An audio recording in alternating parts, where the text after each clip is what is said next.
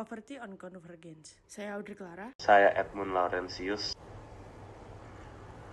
Introduction. Di sini kami akan memahami berbagai faktor yang mempengaruhi pertumbuhan ekonomi di negara-negara Asia dan Afrika, dengan menyoroti peran kondisi awal ekonomi, perilaku konsumsi, dinamika tenaga kerja, dan kekayaan internasional. Untuk literatur, kami akan menggunakan 3 literatur. Yang pertama adalah Wealth, Health, and Equity, Convergence to Divergence in Late 20th Century Globalization, yang ditulis oleh Sebastian Taylor tahun 2009, di mana variabel yang digunakan adalah Y, Life Expectancy, X1, Income Per Capita, X2, Income Inequality. Dengan hasilnya adalah negara atau individu dengan tingkat kekayaan yang tinggi cenderung dapat berinvestasi lebih banyak dalam sistem kesehatan, infrastruktur kesehatan, dan layanan medis yang berkontribusi pada hasil kesehatan yang lebih baik. Untuk literatur kedua adalah Wealth Inequality, Governance and Economic Growth, yang ditulis oleh M.D. Rabiul Islam dan Mark McGillivray tahun 2019. Dengan variabel Y, per capita GDP growth rate, X1 Wealth Inequality, X2 Lack of per capita GDP, X3 Investment Ratio, X4 School Attainment. Dengan hasil, ketidaksetaraan kekayaan memiliki efek negatif yang signifikan terhadap pertumbuhan ekonomi lintas negara. Temuan ini tetap konsisten ketika menggunakan berbagai estimator dan ukuran ketidaksetaraan kekayaan.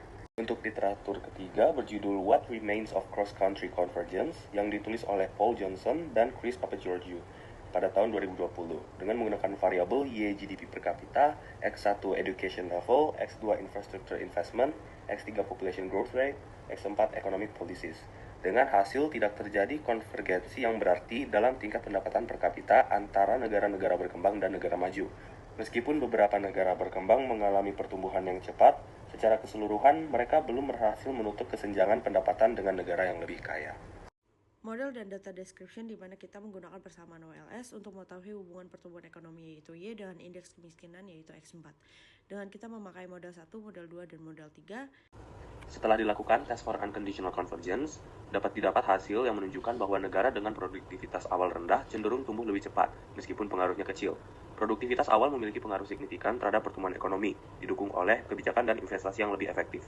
Pengaruh pada produktivitas awal terhadap pertumbuhan ekonomi lemah. Hal ini menunjukkan bahwa faktor lain seperti infrastruktur, stabilitas politik, dan kualitas sumber daya lebih mempengaruhi pertumbuhan ekonomi di Afrika. Konvergensi ekonomi lebih jelas terlihat di Asia dibandingkan Afrika, mencerminkan perbedaan struktur ekonomi dan efektivitas kebijakan pembangunan di kedua kawasan tersebut. Pada tabel keempat, menunjukkan adanya konvergensi ekonomi di mana negara dengan produktivitas awal rendah cenderung tumbuh lebih cepat meskipun dipengaruhi oleh variabel lain, seperti rasio konsumsi terhadap PDB dan pertumbuhan tenaga kerja ditambah depresiasi. Pertumbuhan ekonomi di Asia menunjukkan pengaruh yang lebih kuat dari variabel independen dibandingkan Afrika. Di Afrika, pertumbuhan tenaga kerja dan depresiasi berkontribusi positif, sementara faktor lain seperti stabilitas politik lebih dominan. Konvergensi ekonomi bersyarat lebih kuat terjadi di Asia dengan nilai R-square yang lebih tinggi, menunjukkan bahwa variabel independen seperti produktivitas awal dan rasio konsumsi terhadap PDB lebih signifikan dalam mendorong pertumbuhan ekonomi di kawasan ini. Pada tabel ini, hubungan antara variabel X1 hingga X4 menunjukkan bahwa negara dengan produktivitas awal rendah cenderung tumbuh lebih cepat, meskipun pengaruhnya kecil.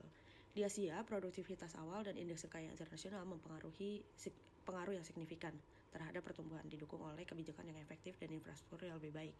Di mana Afrika pengaruh variabel-variabelnya lebih lemah, dengan tantangan utama seperti stabilitas politik dan kualitas SDM yang rendah.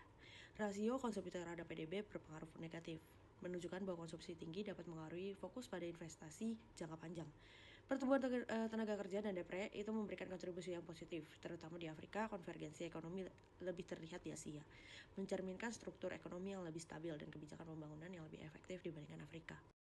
Kesimpulannya yaitu pertumbuhan ekonomi memiliki perbedaan yang signifikan antara negara di Asia dan di Afrika. Asia memiliki pengaruh signifikan dalam mendorong pertumbuhan didukung oleh stabilitas ekonomi dan kebijakan yang efektif.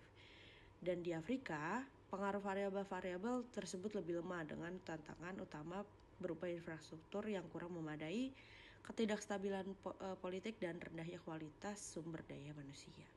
Sekian presentasi kami, terima kasih.